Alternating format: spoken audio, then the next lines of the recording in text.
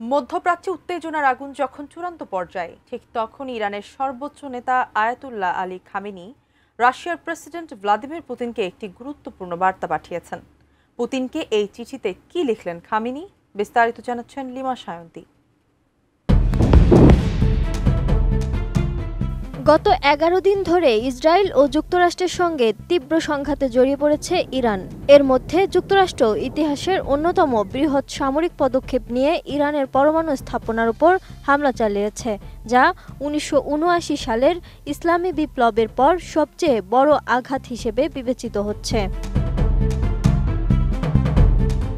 এই উত্তপ্ত পরিস্থিতির মধ্যেই ইরানের সর্বোচ্চ নেতা আয়াতুল্লাহ আলী খামেনি চিঠি লিখেছেন রাশিয়ার প্রেসিডেন্ট ভ্লাদিমির পুতিনকে। বার্তা সংস্থা রয়টার্সের প্রতিবেদন অনুযায়ী মস্কোতে রুশ প্রেসিডেন্টের হাতে চিঠিটি তুলে দিতে 23 জুন সেখানে পৌঁছেছেন ইরানের উপ-পররাষ্ট্রমন্ত্রী আব্বাস আরাকচি। রয়টার্সের প্রতিবেদনটি বলছে, এই পরিস্থিতিতে রাশিয়ার ভূমিকা নিয়ে ইরান হতাশ। যদিও প্রেসিডেন্ট পুতিন ইসরায়েলি হামলাগুলোর নিন্দা করেছেন, তবুও তিনি যুক্তরাষ্ট্রের সাম্প্রতিক হামলা নিয়ে এখনও কোনো মন্তব্য করেনি। ইরান মনে করছে, এমন সংকটপূর্ণ মুহূর্তে রাশিয়ার উচিত আরও সরাসরি ও কার্যকরভাবে তাদের পাশে দাঁড়ানো। এসএমসি ওটসালাই এলো আরও উন্নত নতুন প্যাকে, জীবন বাঁচায়, জীবনকে এগিয়ে নিয়ে যায়।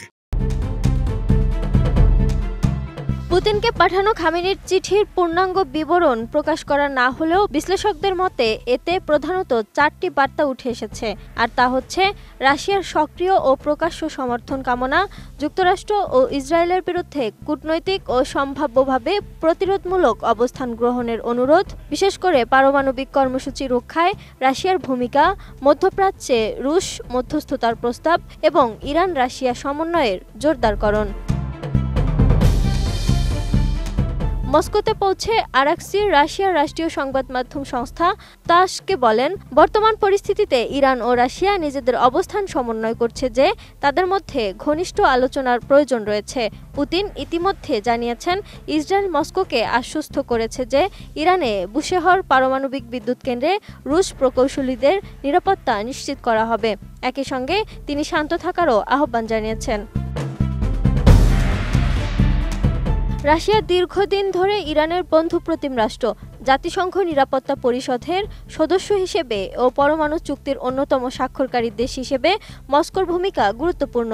তবে ইউক্রেনের চলমান যুদ্ধ এবং ভেতরগত চাপে থাকা রাশিয়া এখন যুক্তরাষ্ট্রের সঙ্গে সরাসরি সংঘাতে জড়াতে চায় না বলে মনে করছেন অনেক বিশ্লেষক, বিশেষ করে যখন যুক্তরাষ্ট্রের প্রেসিডেন্ট রাশিয়ার সঙ্গে সম্পর্ক উন্নয়নের ইঙ্গিত দিচ্ছেন। এদিকে আয়াতুল্লাহ খামেনির চিঠি কেবল একটি রাজনৈতিক বার্তা নয়, বরং এটি ইরান রাশিয়া সম্পর্কের বর্তমান পরিস্থিতির প্রতিচ্ছবি এবং ভবিষ্যতের কূটনৈতিক পথ নির্দেশকও। এখন দেখার বিষয়, পুতিন কতটা ইতিবাচকভাবে এই বার্তার জবাব দেন এবং তা ভবিষ্যতের মধ্যপ্রাচ্য রাজনীতিকে কোন দিকে নিয়ে যায়। Lima Sayanti, desk report, ATN news.